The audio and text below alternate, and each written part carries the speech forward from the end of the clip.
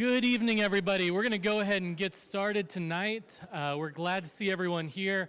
I'm not leading this song. I don't know why this is up here, but don't expect me to lead.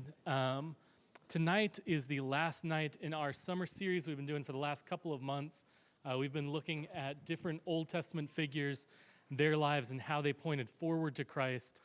Tonight we have, I think, a special treat for a lot of people here, a familiar face, Nick Coy, who used to be the youth minister here at CrossWinds. Some of you probably don't remember that time, but a lot of you do. He has been with the Johnson Grove Church of Christ for now coming up on 2 years, I think. He's the youth minister there. He's back to speak to us tonight about Boaz and his role as the Redeemer. I'm not going to take up too much more of his time, but like I said, this is the last class in this summer series we've been doing, so we've got some very exciting things coming up. But for tonight, let's give Nick our attention as he guides us in some thoughts on Boaz. Okay, what's this? Hey, there we go. It's so weird. You never get used to hearing yourself. Hey, Sam, I didn't see you before. You never get used to hearing yourself through the microphones, especially when it's behind you. But so glad to be here tonight. I feel like there are maybe 1,000 different things that I could say, but I just want y'all to know that I'm glad and appreciative that you said, hey, Nick is somebody that we could ask to come speak. Now, I don't know if, bottom of the barrel or save best for last. I'm going to choose the latter in my mind. But when I asked my elders, I was like, hey, can I go, just a random Wednesday be gone for a speaking engagement? And they asked me where. And I told them, they were like, they're not trying to hire you back, are they? I was like, I promise, I'm not trying out. Sam is amazing. And they were like, okay, sure, whatever, go for it. So I'm glad to be here tonight. We're going to start with Boaz. I want us to be thinking about who he is. I'm sure we all know the story of Ruth. I say start, we're going to focus on Boaz. I'm sure we all know the story of Ruth, this short, beautiful book that is honestly so dense. I was talking to JT about this earlier. I was like, I think I know what I'm trying to say throughout class tonight, but there are just so many layers to the book of Ruth, and since it is so short, everything's so densely packed in. But I'm going to try to give you a brief summary here before we jump off the deep end. There's a woman married to a guy, Naomi and Elimelech, and there's a famine, and so they leave. When they leave, they go to a different country, the land of Moab. Their children married to Moabite women. Their 2 sons pass away. Elimelech passes away. I guess he passes away, and then his 2 sons pass away.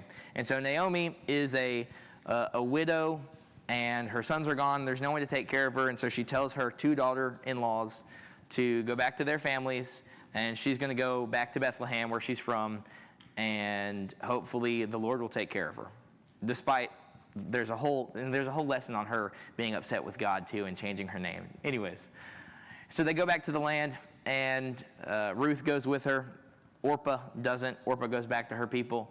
But Ruth goes with Naomi back to Bethlehem. And Ruth meets Boaz, who just happens to be some family to Naomi through her late husband. And so Boaz is a redeemer. And that is his primary role in this story. We talk a lot about Ruth being this beautiful love story, and how kind Boaz is, and all these great character qualities that we'll get to here in a minute. But his primary role is Redeemer. If you go through and highlight, I did this in my Bible. I went through Ruth the other day when I was studying, read through the whole thing, and I highlighted every time the word redeem or redeemer or redemption is mentioned. It doesn't show up until chapter 2, near the end, when Naomi says in verse 20, she's telling Ruth about Boaz and says, oh, he's one of our relatives. He's one of our redeemers. And from that point, at the end of chapter 2, through the rest of the chapter, it appears about 20 different times in the English Standard Bible. By my count, I may be off. That's literally me reading it, highlighting, and then going through and saying 1, 2, 3. So it's at least 20 times, if not more, redeemer, redemption. And so that is his role, and that is how I want us to think about Boaz as we study him this evening. To start, I do want to ask a question. I have a few questions throughout. I know it can get a little, where's the microphone going to go? Or at least it used to. but I don't have like a set discussion period. I just have some questions throughout. So first, what I want to know is, what does it mean to be honorable?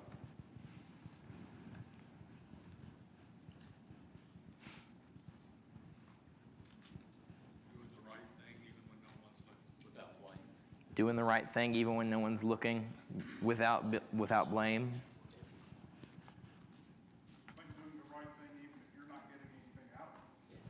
Doing the right thing even when you're not getting anything out of it. That's good. I like those definitions. I like the idea of without blame, especially. The Cambridge Dictionary, which I got this off Google. Okay, full disclosure. I just Googled honorable definition, enter. But the Cambridge Dictionary defines honorable as honest, fair, and deserving of respect and admiration. The core meanings, this also came up in the same, Cambridge Dictionary. The core meanings of honorable: morally good, doing the right thing, telling the truth, and following strong ethical rules, worthy of respect, deserving honor, esteem, or a good reputation. So if you're comfortable sharing, in your life, what has it been like to know an honorable person? I think we've all known someone who's honorable. I can think of several, even a few in this room. But what is it like to know an honorable person? Someone to look up to. Someone to look up to? Who aspire to be like them. Trust. Someone you can trust? That's essentially what I put down in my notes. I wrote, it's humbling at times because often honorable people are humble. I think it can be powerful to know an honorable person, to be around them regularly. It's encouraging, meaningful, and maybe when I wrote that down in my notes, I guess I was thinking having a meaningful relationship. Like these thoughts that we have, right, about honorable people. Where for me, I want to be more like them. I want to be a better husband, a better friend, a better son, a better brother, right? That is the kind of person that Boaz is described as. When we read Ruth, those people in our life who we view as truly honorable, right? If it fits the dictionary definition, right? Deserving of respect and admiration. When we see them, when we interact with them, that feeling that we have, that is how Boaz is portrayed throughout the book of Ruth.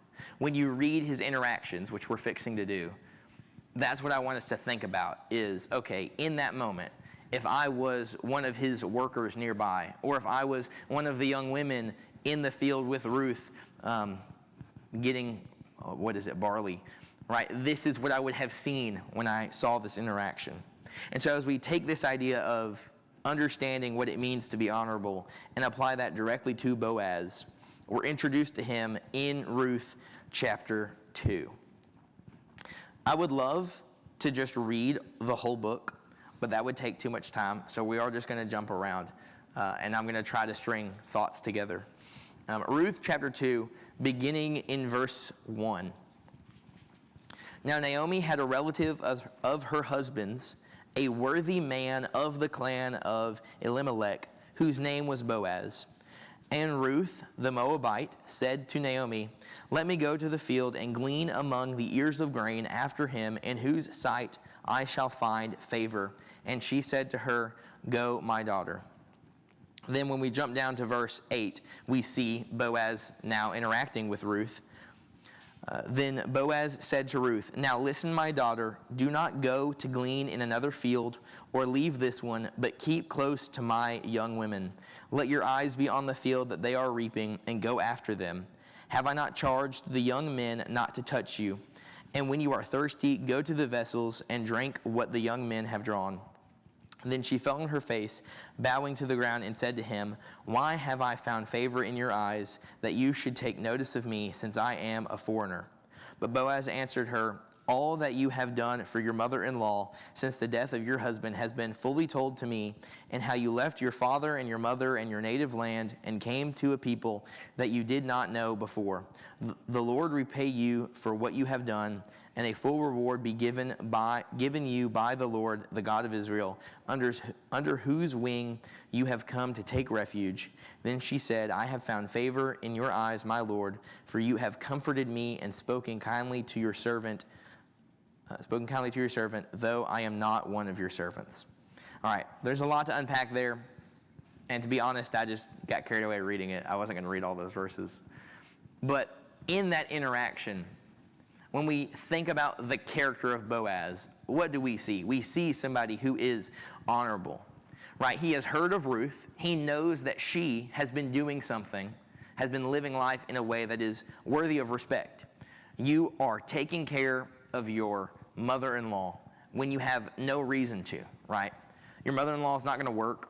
A section that we skipped over back in chapter 1, Naomi tells Ruth, like, why are you staying with me? It's not like I'm going to get married and have more sons, and you're going to wait, till they're grown to marry them? Like you are throwing your life away, is essentially what Naomi tells Ruth. And Boaz has heard this about Ruth. And Boaz knows, okay, well, she's deserving of this respect because she has given this honor and respect to her mother-in-law. And so when we read their interaction, we see him doing the very same. It's also not that I know any Greek or Hebrew or any language, but it's also very interesting. Back in verse 1 of chapter 2, Boaz is described. The ESV says a worthy man. Some translations say a wealthy man. But the Greek phrase there, the Hebrew phrase, thank you, JT. Sorry, I'm used to talking about New Testament, y'all, you know. The Hebrew phrase is gibor hail. I think I'm saying that right. It is the same phrase that is used in Judges chapter 6 when we meet Gideon. And Gideon is called a mighty man of valor. It appears several times throughout the Old Testament, and it is always being attributed to a man of great reputation, a man of a great content of character. I think sometimes they are referred to as warriors, especially in the story of Gideon. But it's very interesting to note that he is, right out of the gate, described as somebody, a worthy man, a gibor hail, this man of valor.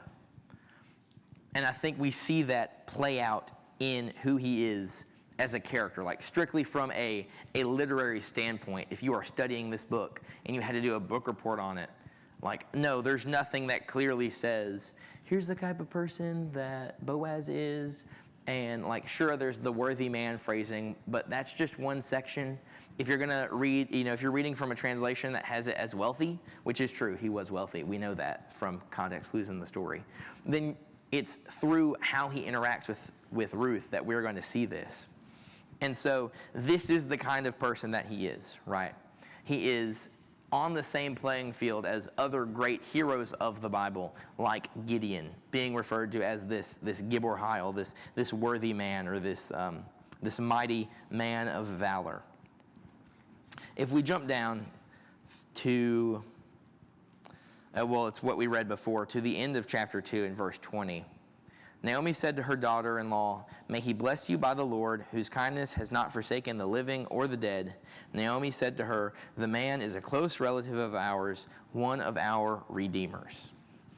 And so now we're thinking about him strictly as a redeemer. From a story standpoint, if you are narratively reading through this book, okay, he is a man of honor. We, as people living in this world, we know what it means to interact with honorable people, to strive to be honorable. Boaz is somebody who has that weight behind him in his actions and his thoughts. What we read from chapter 2, verses 8 and onward, he is going out of his way to provide for Ruth. That is something he's doing because of the kind of person that he is, not because he is a redeemer. But now the story shifts, right? The focus really does become, okay, he's one of our redeemers. And so what is that? What is a redeemer? What does that mean?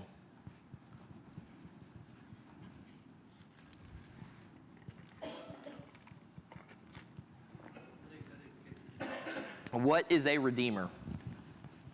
What does it mean for something to be redeemed? Something to buy back, right? Yeah, sorry, JT, he's trying. Right, for something to be redeemed it's to be bought back. So if you're a redeemer, you're the person buying it back. And so there are actually many different types of redeemers in the Old Testament. We typically use that language today if you're in finances or if we're talking specifically about Jesus, because that language gets brought up in the New Testament, and we'll get there in a little bit. But within the context of the Old Testament, there are actually several different kinds of redeemers. And I guess we could go through all of them, but we're not going to. Boaz is a kinsman redeemer. That is made evident when he is introduced as such at the end of chapter 2, when Naomi says he is one of our close relatives, one of our redeemers. Right? So there are many important things to pick up there. One, okay, he's a relative, which is part of what makes him a kinsman. That's the kinsman part in being a redeemer. Two, there is more than one redeemer, which is very interesting. There is more than one person who has the ability or the right to buy back. Now, all of the redeemers that we see in the Old Testament, it all comes from the old law, right? If we go to, I'm getting ahead of myself, actually. We'll wait for that. We're going to jump to Leviticus here in a minute. Spoilers. But it's this idea of buying it back. But specifically with being a kinsman redeemer, right, some of the qualifications, you have to be related, right? So either by blood or by marriage, you've got to be related. Another thing is that it is a choice. Redeemers are not forced to redeem something. Just because you have the ability to buy it back doesn't mean you have to, right? And that right there means, okay, it's a choice, but also you have to be able, right? If I only have $20 and something costs $25, newsflash, I'm not getting it. That's just how it works, okay? If the Happy Meal is $10 and you only have 5, you're just walking away without a Happy Meal. That's part of that. Kinsman redeemers would redeem family or the slaves of family or the land of family. So it's not just that they themselves are related to whatever situation you have of being bought back, but it's whatever they are buying back is directly tied to your family. Often it had to do with land. And as we see later, that's how Boaz kind of explains it to one of the other redeemers is, hey, we need to take care of this land. And then just for kicks and gigs, kinsmen's redeemers also got to be the avengers of blood, which sounds so epic because it was. Essentially, let's say that, sorry, David, I'm going to pick on you. Let's say that I, for some terrible reason, murdered David White. Okay? Your brother, by right, as a kinsman redeemer, being an avenger of blood, could hunt me down and kill me for murdering you. That doesn't happen in this book, but it's interesting to note that that's in the old law as a part of what it means to be a redeemer. Is one of those roles is to be an avenger of blood. Now, I could escape to a city of refuge, but that's a whole other study. And then the year of Jubilee comes into play. It's a lot of. They're not redeeming. Yeah, I'm getting off track. But those are the different ways, the different kinds of kinsmen redeemers, and what their roles are. And so when we look at Boaz's role as a redeemer, it's very interesting. If you go to Leviticus 25 and read just a couple of verses. Verses 23 through 27 of Leviticus 25. So this is, a portion of the law talking about redeeming property. The land shall not be sold in perpetuity, for the land is mine.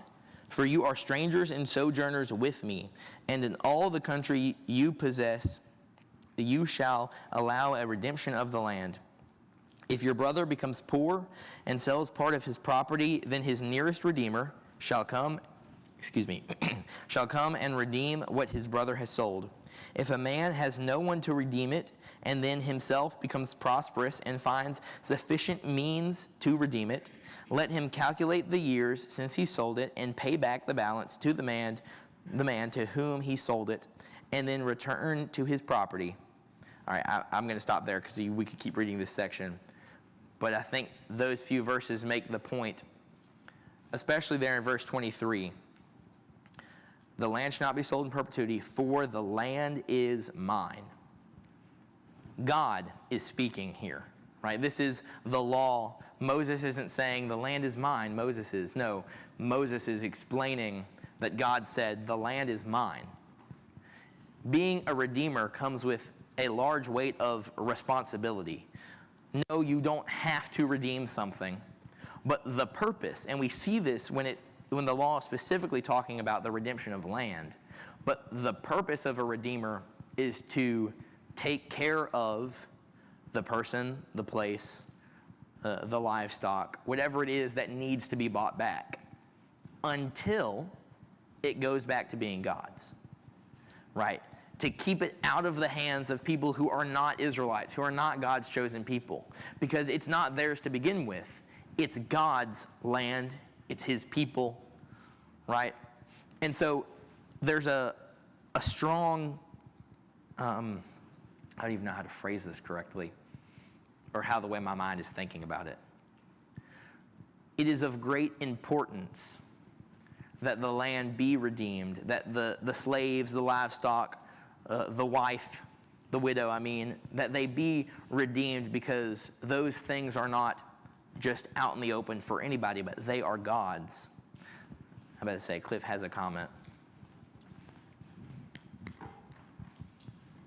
Yeah, the redeeming law had to do with keeping it to that specific family that it was given to back during when Joshua and so forth was dividing up the land. And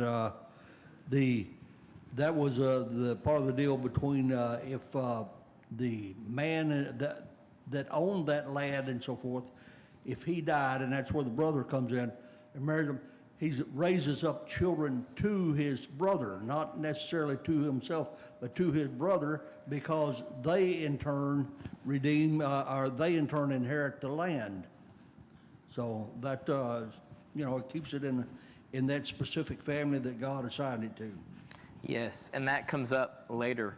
But when do I end? 7:15? Is that when I'm supposed to stop? 6:30 to 7:15, 45 minutes?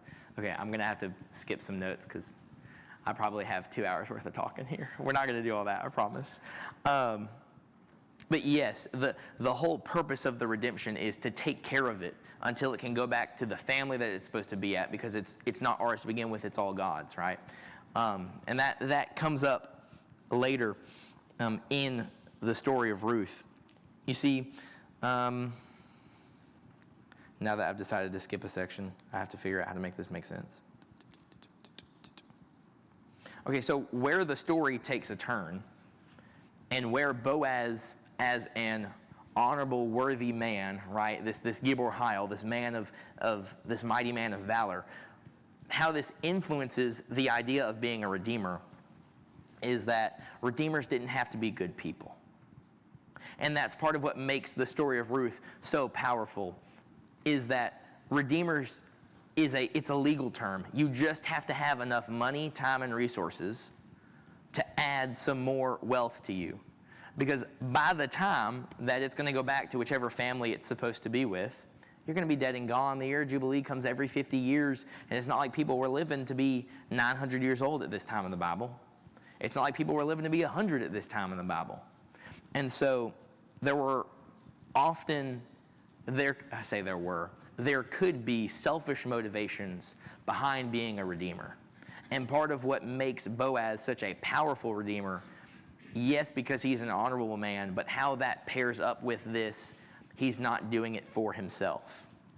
And so as we continue through the story, and where kind of this moment of redemption comes up. So obviously, right, going back to Ruth, I looked down and I was like, that doesn't look right. It's because it's Leviticus.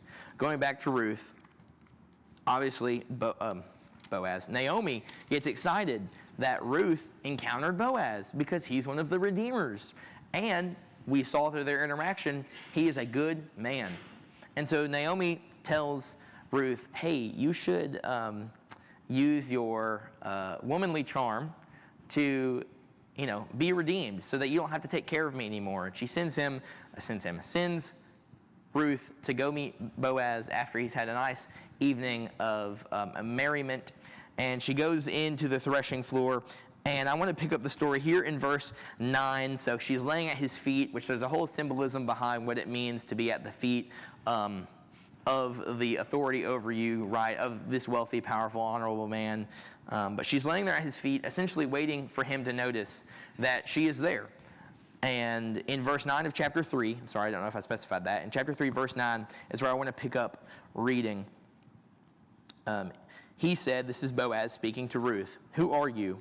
And she answered, "I am Ruth, your servant. Spread your wings over your servant, for you are a redeemer."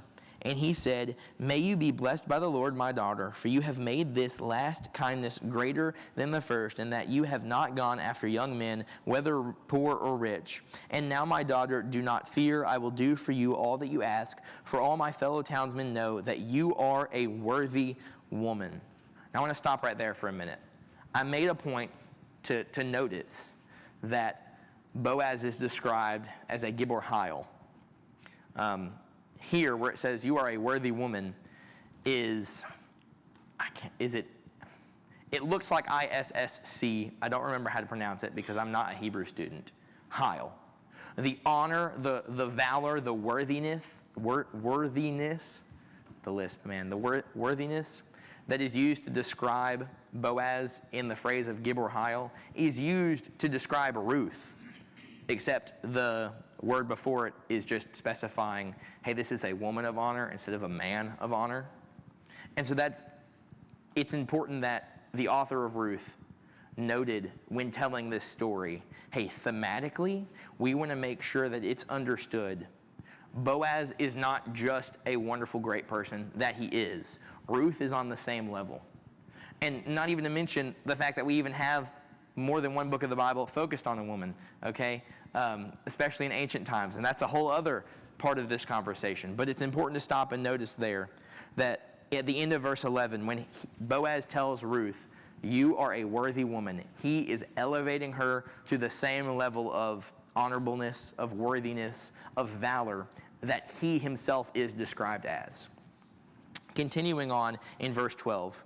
Now it is true that I am a redeemer, yet there is a redeemer nearer than I. Remain tonight, and in the morning, if he will redeem you, good, let him do it. But if he is not willing to redeem you, then as the Lord lives, I will redeem you. Lie down until the morning. Now, there's so much to unpack. But what I want us to focus on is that Boaz has a little bit of, he's a sly dog.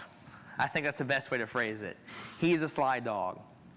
He realizes, this takes place over, it's not like when we read this and it's, okay, here's what happens on this page, turn the page. Like, there was a lengthy portion of time that she had been gathering food in his fields, right? By this point in the story, harvest season is over. I mean, like, they have had several interactions, and she has had plenty of opportunity to go marry a younger, better-looking, easier to not have to work situation that she could find herself in, right? And when Boaz realizes, okay, she's a worthy woman, truly an honorable woman, and she is choosing me. She wants me to redeem her.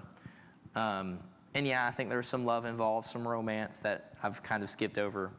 He says, okay, but I can't redeem you. Legally, since I am not the closest redeemer, until he decides to pass on it, I can't redeem you. And so when we get to chapter 4, Boaz plays a little bit of a trick. Beginning in verse 1. Now Boaz had gone up to the gate and sat down there, and behold, the Redeemer, of whom Boaz had spoken, came by. So Boaz said, turn aside, friend, sit down here. And he turned and said, I'm going to read the same line. And turned aside and sat down, and he took 10 men of the elders of the city and said, sit down here. So they sat down. Then he said to the Redeemer, Naomi, who has come back from the country of Moab, is selling the parcel of land that belonged to our relative Elimelech. So I thought I would tell you of it and say, but buy it in the presence of those sitting here and in the presence of the elders of my people. If you will redeem it, redeem it. But if you will not, tell me that I may know, for there is no one besides you to redeem it. And I come after you. And he said, I will redeem it. I'm going to stop right there. The Redeemer, who is closer than Boaz, all he's hearing is, hey, I can gain some more land, some more livestock, and this will benefit me, because sure, it'll go back to the family of Elimelech, but both of his sons are dead. And so will it go back to the family of Elimelech? No, it's going to stay with him. It's going to be part of his inheritance. And Boaz purposefully tells him, hey, Naomi's selling the land, and waits for him to say, yeah, that sounds good, I'll buy it. And if we keep reading in verse 5, then Boaz said, the day you buy the field from the hand of Naomi, you also acquire Ruth, the Moabite, the widow of the dead, in order to perpetuate the name of the dead in his inheritance. Then the Redeemer said, I cannot redeem it for myself, lest I impair my own inheritance. Take my right of redemption yourself, for I cannot redeem it. Boaz essentially tricks this other Redeemer into passing up on redeeming Ruth, because Boaz wants to redeem Ruth. If you remember earlier, one of the things about a Redeemer is they don't have to. I mean, that's evident here. The Redeemer who is closer gets the option to choose not to redeem Ruth and the land, because it's going to interfere with the inheritance of his children, because the expectation and what happens with Boaz and Ruth is, okay, if I as the Redeemer redeem the land and therefore acquire Ruth, since she is a widow who never bore any children, I have to now father children that will then carry on the inheritance in the name of Elimelech, of her former husband's family. And so I don't want to do that. And like Boaz, he did this on purpose. He purposely said, hey, here's this land. Oh, but by the way, there's a catch. Do you really want to do that? So that Boaz could redeem it. And what that tells us about Boaz is that he wanted to. He desired to make whatever sacrifice it was going to cost his wealth in the long run to have that land and his inheritance and his family be all meshed in with the clan of Elimelech and the inheritance for his children and his legacy, because he was an honorable man. Now, to attempt in the last 10 minutes to tie this all back to Jesus. Boaz helps us understand Jesus better, yes, because they're both redeemers, but mainly because of the content of their character and why they redeemed what had been lost. So let's just think about this. Let's just compare Boaz to Jesus for a minute. And I know Boaz was just a man. Boaz was not perfect, right? He's talked about like he's perfect. We know only Jesus was perfect. But let's compare them as a character study, a literary character study. Both men are honorable. I think that's shown time and time again throughout Ruth and throughout the Gospels. I mean, that's like Christianity 101. Jesus was a good guy, right? Both men were honorable. Both were worthy of admiration, or in Jesus' case, is worthy, present tense. Both redeemed what was lost because they wanted to, for the sake of those who were lost.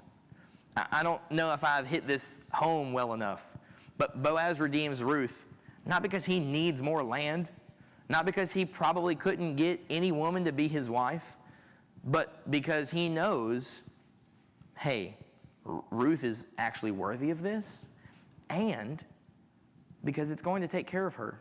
It's going to take care of her mother-in-law. Like, it's so normal in our society for women to work, but the fact that she was showing up to the field and taking the leftovers was a really big deal, because the only people who did that were widows and orphans. Like, that's it. The people who couldn't take care of themselves went to the fields of the wealthy people and took the leftovers. And Boaz knew, oh, I can stop that for her. And so he chose to, and Jesus did that for us. Both Jesus and Boaz were wealthy. They were wealthy enough to redeem it.